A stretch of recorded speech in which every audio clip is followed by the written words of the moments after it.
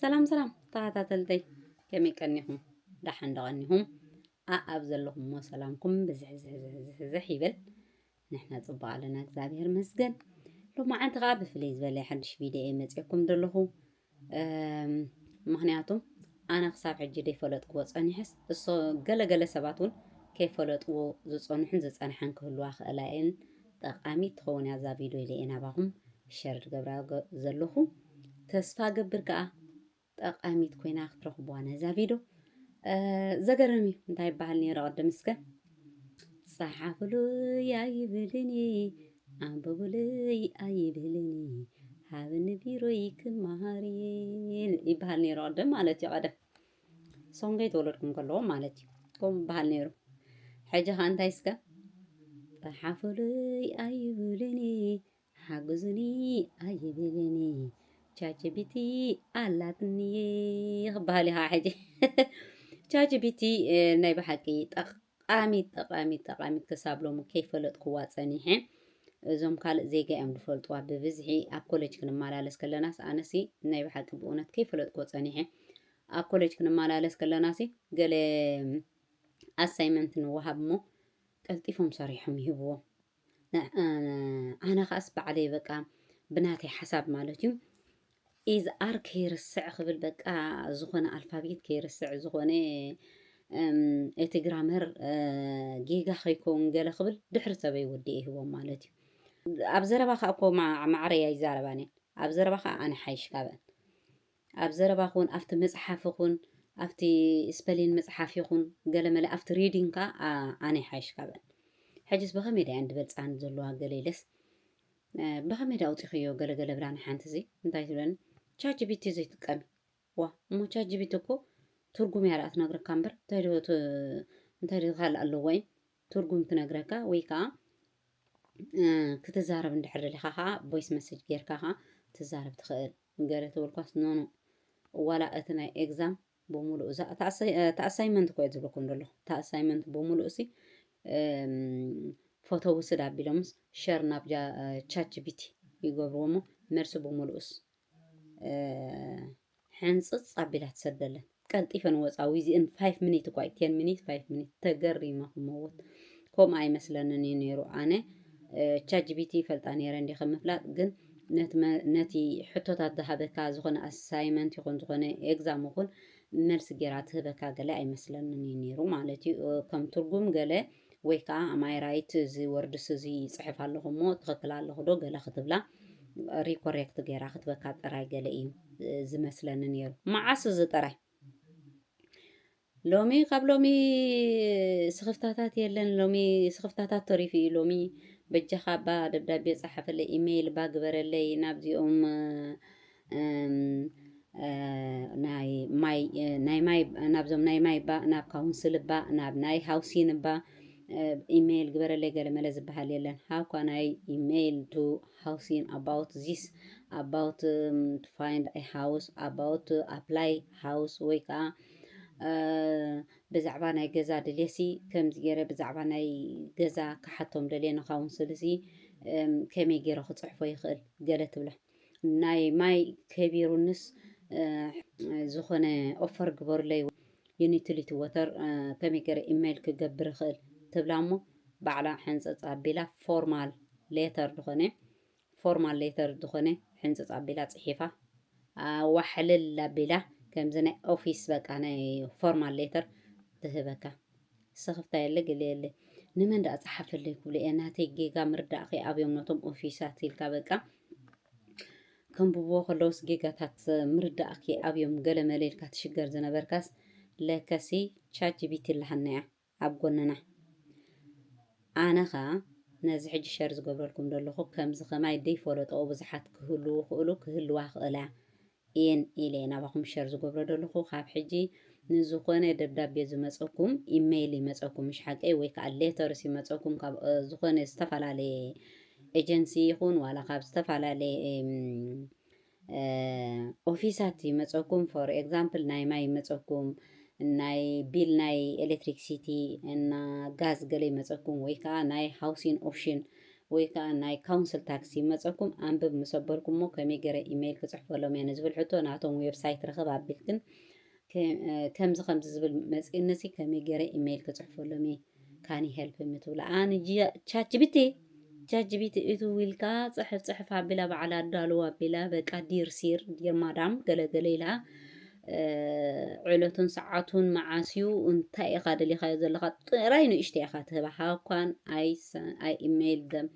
about water utility I got a letter just a little bit expensive for me the bill so I need to they make me discount ገለገለ ኢልካ ፅሕፍ ኣቢልካ ተሞ ኣብኣ ኸላ ንዓ ጥራይ ትፅሕፈላ ብድሕሪ እሳ ከዓ ሪራይት ግብር ኣቢላ ኣዋሕልል ኣቢላ ፎርማል ሌተር ትሰደልካ ትህበካ ኣብኣ ከለኻ ካንስኻ ናቶም ዌብሳይት ርኢ ኣቢልካ ፍሮም ናትካ ኢሜይል ቱ ናቶም ኢሜይል ማለት እዩ ፍሮም የር ኢሜይል ቱ ዴር ኢሜይል ኣስማቶም ኣለዎም ኣብኡ ኣብቲ ዌብሳይት ናቶም ርኢ ኣቢልካ ፅሕፍ ኣቢልካ ትሰደለዎም ማለት እዩ ስለዚ ፖስቶ ንዓ ሓግዘኒ የለ ንመን ደኣኻ ሓቲ እየ ገለ የለ ምሽጋር የለ ገለ የለ ብፍላይ ቁርብ ኣብ ዝኾነት ናይ እንግሊሽ ምንባብ ናይ ምንባብ እምበር ናይ መፅሓፍ ዘሸግረና ሰባት እንድሕር ኣለና ኮይንና እዛ ቻት ጂፒቲ ኣዋሕልል ኣቢላ ኣፀብቕ ኣቢላ ማእኸል ኣቢላ ፎርማል ሌተር ክትሰደልና ትኽእል እያ ማለት እዩ ስለዚ ብጣዕሚ እየ ተሓጒሶ ዘለኹ ቻት ጂፒቲ ኣበይ ንረኽባ ንዝብል ሕቶ ከዓ ከሪኦኩም እየ ከመይ ጌርና ዳውንሎድ ንብላ ከሪኦኩም እየ ክሳብ መወዳእታ ክትከታተሉን ከዓ ብክብሪ ይዕድመኩም አንብብለይ ኣይብልኒ ፀሓፍለይ ኣይብልኒ ሃብኒ ቢሮይ ክመሃርየ ባህል ነይረ ቀደም አንብብለይ ኣይብልኒ ፀሓፍለይ ኣይብልኒ ሃብኒ ቢሮይ ክመሃርየ ሕጂ ኸ እንታይ ነቐይራ ነዚኣ አንብብለይ ኣይብልኒ ፀሓፍለይ ኣይብልኒ ቻፒቲ ኸላስ ኣይብልኒ ካብ ዓይና ክንገብር ሕጂ ኣሕዋተይ ዋይ ተሸጊርና እንዲና ነቲ ሓደ ፀሓፈለይ ክንብሎ ኢና ከመይ ጌርና ኢና ክንፅሕፎ ዋላ እዚ ጥራይ ኣይኮነን ካልእ ኸ እዚ ጥራይ ኣይኮነን ካልእ ኸ ንኣብነት ክዳውንቲ ክትሓፅብ ደሊኻ ማሽን ጃኬት ድዩ ኮተን ድዩ ሲንተቲክ ድዩ ወይስ ላይክ ሚክስድ ዝኾነ ድዩ እቲ ማተርያል ናቱ ማለት እዩ እቲ ዓይነት ፋብሪክ ናቱ ካበየናይ ዓይነት እዩ ነቲ ክዳውንትኻ ከዓ ስእል ኣቢልካ ናብታ ጃፒቲ እዛ ክዳን እዚኣስ በየናይ ዓይነት ክሓፅባ ክእል ገሌልካ ትስእሎ ንቐደም ነቲ ክዳንካስ ዓይነት ክዳንካ ንቐደም ትስእሎ ሽዑ ሸር ናብ ቻት ጂፒቲ ትገብሮ ሃው ካን ኣይ ዋሽ ዚስ ዋን ገሌልካ ፅሕፍ ተብለላ you can wash by wool you can wash by number 2 you can wash number 3 እቲ ናምበራት ዘለዎ እቲ ናምበራት ናይታ ማሽን ዘለዎ ማለት እዩ ናይታ ዋሽ ማሽን ናምበራት ዘለዎ ኩሉ ፅሒፋ በየነይቲ ናምበር ወይ ከዓ በየነይቲ ዓይነት ብኸመይ ዓይነት ከም ትሓፅቡ ጌራ ከዓ ትነግረካ ዘገርም ነገር ናይ ባሕቂ ዘገርም ነገር እዋ እንታይ ዘይተነገረ እምበር እንታይ ዘይግበር ዘሎ ዘይተነገረን ዘይተፈለጠን እምበር እንታይ ዘይግበር ዘሎ ብፆት ናይ ባሕቂ ብእውነት ኢለ ግርም ኢልኒ ብቐዳማይ ጃኬት ነይራ ትሕፀብ ኣብ ምንታይ ክእትወ ምክንያቱ ኣብቲ ወሽን ማሽን ገሊኡሲ ኣይሕብረካኒ ብከምዚ ሕፀቦ ጃኬት ገለገለ ኮተን ሲንተቲክ ላይክ ሲንተቲክ ኮተን ሓውሲ ኮተን ዝኾነ ሕውስዋስ ማለት እዩ ወይ ዋይት ገለገለ ተዘይኮይኑስ ንጃኬት ከምዚ ዝብል ገሊአን ክህልወን ይኽእል ገሊአን ከዓ የብለን ንዓኣ ስእል ኣቢለ ነታ ጃኬት ስእል ኣቢለ ማለት እዩ ብኸመይ ክሓፅባ ክእል ነዚኣ ገለ ተወልኳስ ስእል ኣቢለ ኣምፂሃለይ በኣ ሓፂብ እያ ክትፅቡቅ ኮይና በቃ ዕፀፍ ፅፋ ይበለት ገለ ይበለት እታ ጃኬት በሪሓ እያ ነይረ ላይክ ከምዚ ኮተን ዓይነት እዩ ኮተን ኣይኮነን ሕውስዋስ እዩ ኣይ ሲንቴቲክ ኣይ ኮተን ገለ እያ ነይራ ተኽዳን ጭብጥብጥ ከይትብል እየ ፈሪሓ ነይረ ሓቢራትኒ ቻት ጂፒቲ ዋው ኢለ ይብለኩም ስለዚ ከመይ ጌርና ዳውንሎድ ንገብራ ከዓ ከሪአኩም እየ ክሳብ መወዳእታ ክትከታተሉን ደጊመ ብክብሪ ይዕድም ከመይ ጌርና ዳውንሎድ ንገብራ ከዓ ከሪአኩም እየ ሕጂ ኣብዛ ፕሌይ ስቶር ትብል ዘላ ንኸይድ ፕሌይ ስቶር ከይድና ከዓ ሰርች ትብላ ኣላ ኣብዚኣ ኣብዛ ሰርች ላዕሊ ንኸይድ so chat GPT نبل سيرش نبلا مالتيو أبي أنا هلا تمزيها إنستايل نبلا مالتي زي أجاز chat GPT دريوا لهم زي أخذكم دلوا مالتيو so إنستايل تلوا إنستايل أبي ألا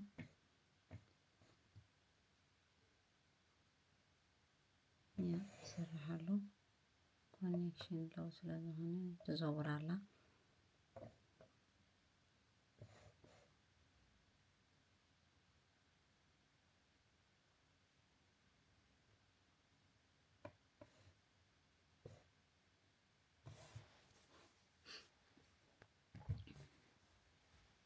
ኦፕን መጽሐፍና አላ ስለዚህ ኦፕን ከፍተኛ ማለት ነው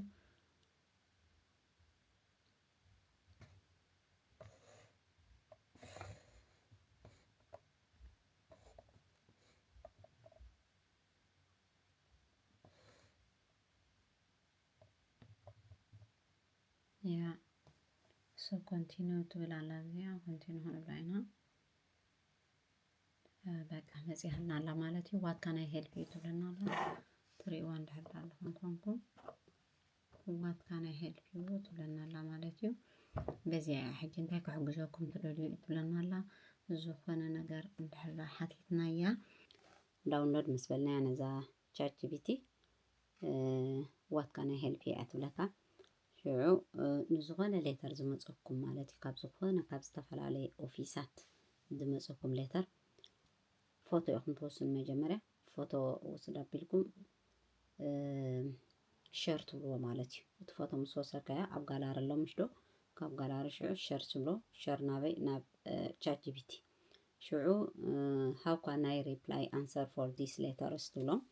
ትብላ ዋላ ማለት እዩ ሃው ካን አይ ሪፕላይ ወይ ከዓ ሃው ካን አይ ሪስፖንስ ፎር ዲስ ሌተርስ ገለ ትብላ ባዕላ በቃ ትምልሰልካ ማለት እዩ ንስኻ ከም ንስኻ ኮይንካ ከም ንስኻ ኮይና ባዕላ ፎርማል ሌተር ጌራ ዲር ሲር መዳም ገይራ ኩሉ ፎርማል ሌተር ትሰደልካ ማለት እዩ ኣይትሽገር ኣይትብል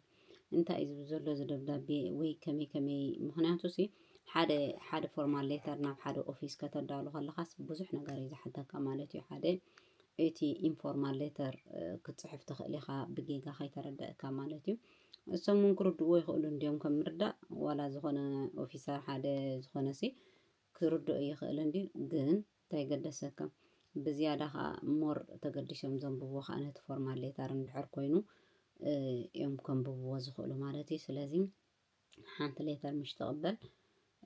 ዝኾነ ንዓኻ ዘገድሰካ ክፍሊት ዘለካ ድዩ ወይ እውን ኣፕላይ ክትብሎ ነገር ኣፕላይ ክትብሎ ዝደለኻ ነገር እንተሎ ዝሰደዱልካ ድዩ ወይስ ዝኾነ ሌተር ካብ ኦፊስ ዘበለ ሌተር ዝመፀካ ፎቶ ትወስድ ነታ ፎቶ ሸር ናብ ቻት ጂፒቲ ትገብራ ሽዑ ኣብታ ታሕቲ ሸር ምስ በልካያ ኣብታ ትሕቲ ሃው ካን አይ ሪፕላይ አን ኢሜይል ፎር ዲስ ሌተር ኢናፍ ያደ ሞር ኢናፍ ታዋ ሶ እሳ ከዓ ኩሉ ከምቲ ዝበልኩኹም ዓንተቦ ዲርሲር ገለይላ ብሙሉኡ kind regards ኢላ thank you for your time and for response ኢላ I'm looking forward ገለ መሌላ ሁሉ ፅሕፍፍ ኣቢላ ትሰደልካ ማለት እዩ ንስኻ ክትፅሕፎ ከለኻ ንሓደ ሌተር ግን ዋላ ፅቡቕ ጀምሮ እምበር ኣብቲ ማእኸል ዘይክመፀልካ ሓሳባት ይኽእል እዩ ማለት እዩ ስለዚ ቻት ጂፒቲ ያደላ ፅብቕቲ ብዝሎሙ ግዜ እዚ ኩሉ ሰብ ዘሽገር ዘሎ ንዓኣ ፈለው እናገበረ እዩ አይ ሆፕ ነዛ ቪድዮ ብእውነት ጠቃሚት ክትኮነኩም ከምዚ ንዓይ ከይፈለጥክዋ ዝፀናዕኹ ክሳብ ዝሕጂ ማዕረኽን ድዚ ድያ ማዕረኽን ድዚ ጠቃሚት ምዃና ከይፈለጥክዋ ዝፀናሕኩ ደይፈለጥኩማን ደይፈለጥክንኣን ክትህልዋ ትኽእላ ኢኽን ኢለ ስለ ዝሓሰብኩ እየ ናባኹም ሸር ዝገብራ ዘለኹ ነዛ ቪድዮ ተስፋ ገብር እውን ጠቃሚት ኮይና ክትረኽብዋ ነዛ ቪድዮ እንድሕር ደኣ ፈቲኹማ ከዓ ሸር ላይክ ሳብስክራይብ እንዳገበርኩም ናይ ርምና ሸው ቤተሰብ ክትኮኑ ብትሕትና ይዕድመኩም ኣብ ዝመጽእ ብኻልእ ቪድዮ ክሳብ ንራኸብ እግዚአብሔር ምስ ኩላትና ይኹን።